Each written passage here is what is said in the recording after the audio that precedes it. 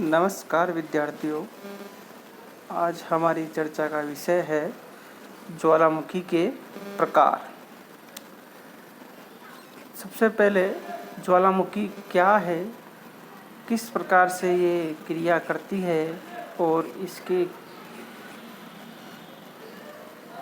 निकलने वाले पदार्थों के आधार पर इसे विभाजित किया गया। जैसा कि शब्द से स्पष्ट हो रहा है, ज्वालामुखी जो मुख ज्वाला निकालता है उसे ज्वालामुखी कहते हैं। ज्वालामुखी वह विवर या छिद्र है जिसका संबंध पृथ्वी के आंतरिक भाग से होता है तथा जिसके लावा, राख, गैस व जलवाष्प के द्वारा उद्गार होता है। जबकि ज्वालामुखी क्रिया के अंतर्गत पृथ्वी के आंतरिक भाग में मैग्मा व गैस से उत्पन्न होने से लेकर भूपटल के नीचे व ऊपर लावा के प्रकट होने तथा शीतल व ठोस होने की समस्त प्रक्रिया को शामिल किया जाता है।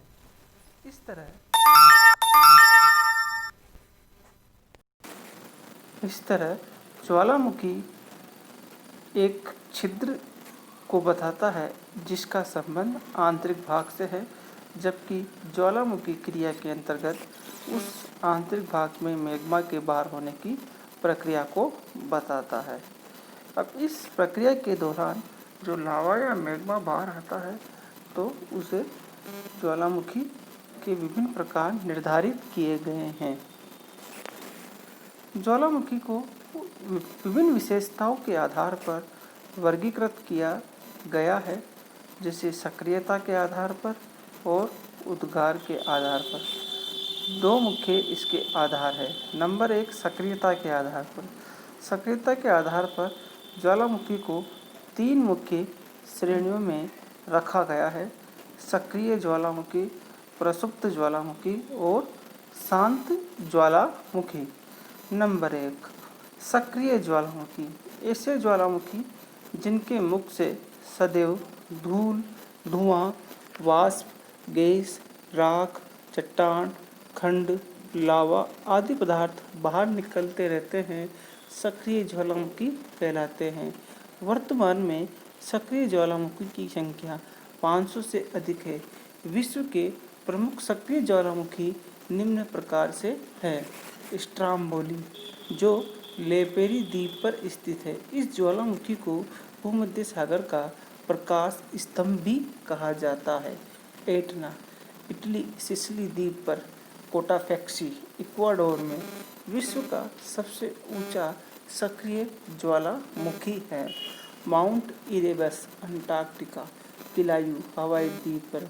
लांगीला व बागाना, पापुआ न्यूगिनी द्वीप पर।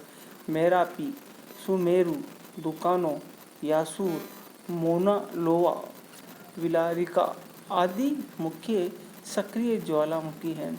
विश्व के 4 सर्वाधिक सक्रिय ज्वालामुखी में क्रमशः किलायू, एटना, पिटन डी ला फोर्नेस तथा न्यामुरागिरा है।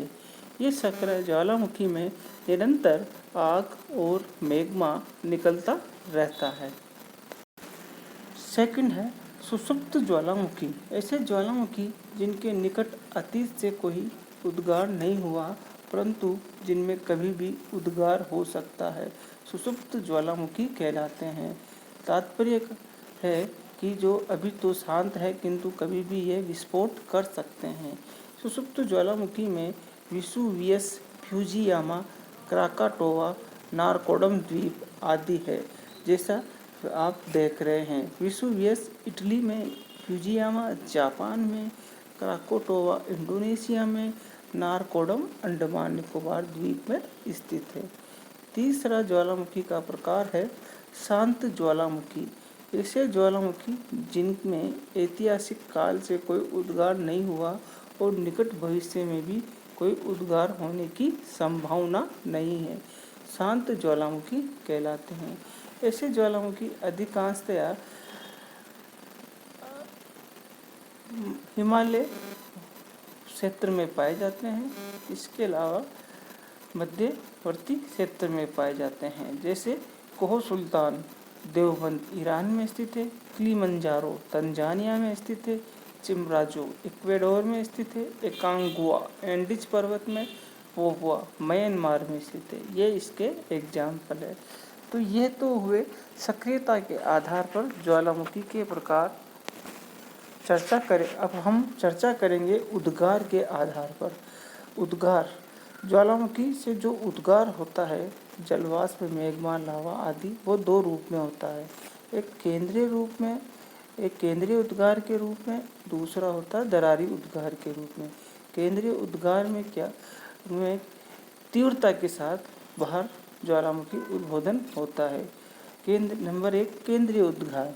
जब ज्वालामुखी उद्भेदन किसी एक केंद्रीय मुख से भारी धमाके के साथ होता है तो उसे केंद्रीय उद्भेदन कहते हैं। केंद्रीय उद्गार विनाशात्मक प्लेटों के किनारे के सहारे होते हैं। यह उद्गार की तीव्रता के आधार पर या इसे विभाजित किया गया है, जो निम्न प्रकार है। नंबर 1 या ए, पीलियन तुल्य ज्वालामुखी। ये ज्वालामुखी सबसे अधिक विनाशकारी होते हैं। इसका उद्गार सबसे अधिक विस्फोट तथा भयंकर होता है। इससे निकलने वाले लावा में सिलिका की मात्रा अधिक होती है, जिसके कारण लावा अत्यधिक अम्लीय और चिपचिपा होता है। इस ज्वालामुखी में अगला उद्गार पिछले उद्गार से निर्मित ज्वालामुखी शंकु को तोड़ते हुए होता है, जैसे मार्टिनंग द्वीप में पीली ज्वालामुखी, सुंडा जल डमरू मध्य का क्राकाटोवा ज्वालामुखी, फिलीपींस का माउंट ताल ज्वालामुखी आदि। इस तरह पीलियन तुल्य ज्वालामुखी सबसे विनाशकारी ज्वालामुखी है। सेकंड होता है वेल्किनो तुल्य ज्वालामुखी। इसमें अम्लीय से लेकर क्षारीय तक प्रत्येक प्रकार के लावे का उद्गार होता है। गैस के अत्यधिक निष्कासन के कारण प्राय फूल गोभी के आकार में ज्वालामुखी मेघ दूर तक छा जाते हैं। तीसरा प्रकार है स्ट्राम्बोली तुल्य ज्वालामुखी। इस ज्वालामुखी उद्गार में अम्ल की मात्रा कुछ कम रहती है। यदि गैसों की प्रवाह मार्ग में कोई रुकावट न हो तो सामान्यतः इसमें विस्फोटक उद्गार नहीं होता। चौथा है हवाईयन तुल्य ज्वालामुखी। इसका उद्गार अत्यंत शांत होता है, क्योंकि इससे निकलने वाला लावा तरल व क्षारीय होता है, जिससे ये दूर तक फैलकर जमा हो जाता है। इससे निर्मित शंकु कम ऊंचाई वाले किंतु विस्तृत होते हैं। इस तरह केंद्रीय उद्गार के आधार पर ज्वालामुखियों को मुख्य भागों में बांटा गया है। पीलियन ज्वालामुखी, वेल्केनो तुल्य ज्वालामुखी, स्ट्राम्बोली तुल्य ज्वालामुखी, हवाईयन तुल्य ज्वालामुखी,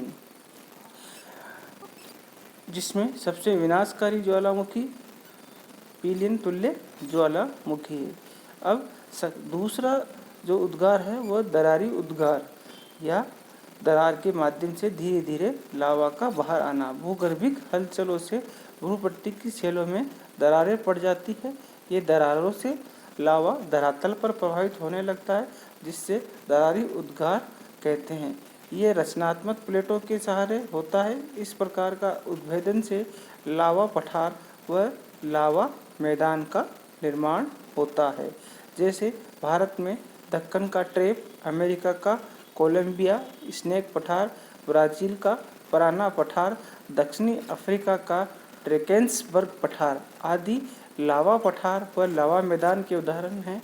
ये समय के साथ बहिर्जात बलों के कारण काफ़ी अधिक अपरिचित हो जाते हैं और यहाँ की काली मिट्टी काफ़ी अधिक उपजाऊ होती है। इस तरह ज्वालामुखी के प्रकार विभाजित किए गए हैं।